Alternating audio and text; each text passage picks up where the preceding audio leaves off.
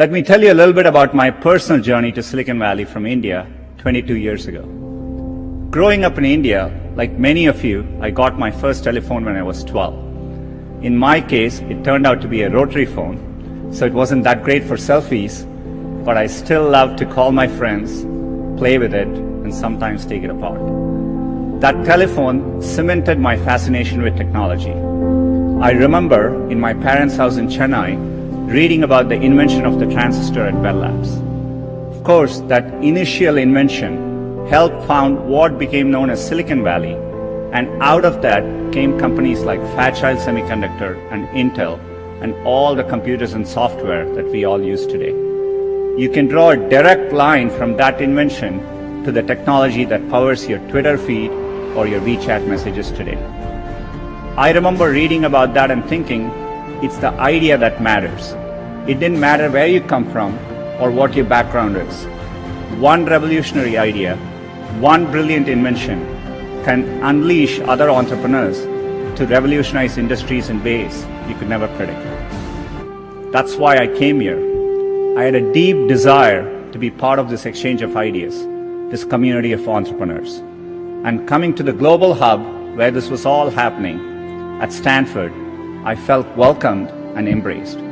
People didn't care where I came from, only my ideas and hard work mattered. I'm not alone. The Valley attracts people from all over the world. That is why you're here. I'm excited that over 700 entrepreneurs from over 170 countries are joining us here today. The possibility that anyone with the right idea at the right time can have an impact on others, that is no longer limited to a single place. It's possible everywhere. At Google, entrepreneurship is in our DNA. Google was founded here at Stanford, and the company's first home was in a garage just a couple miles from here. Like many of you in the audience, our founders were two young people with a vision of a better future, a better way, and they decided to follow their dreams.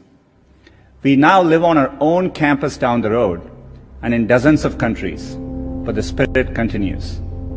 In fact, our most popular products almost all began as big ideas that small entrepreneurial teams dreamed up and made happen. Gmail started with one person's passion to reinvent email. Today, it has over 1 billion monthly active users.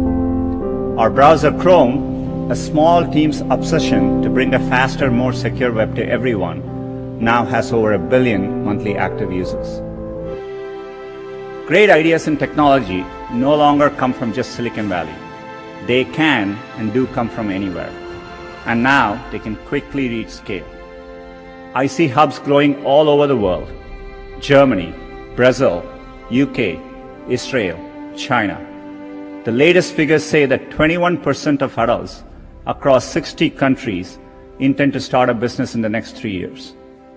And there are over 200 million women around the world who are starting or running a business. People working anywhere in the world, born anywhere in the world, can create a product and make it available to anyone in the world. The most used messaging app in Southeast Asia was built by a young man born in Ukraine who moved to the US. And the 3 most popular viral games in the US in recent years came from entrepreneurs in Finland, Ireland, and Vietnam. You're the ones building the next Google, the next Spotify, the next Tesla, the next, well, we don't even know, but what I know is that someone in this room will build it. I know how much hard work it takes to pursue your dream of building a business. The long hours, time away from family, the rejection, the ideas you know are brilliant that just don't seem to catch on. There is a great quote from Thomas Edison that does the best job of defining what it's like to be an entrepreneur. I have not failed, I have just found 10,000 ways that don't work.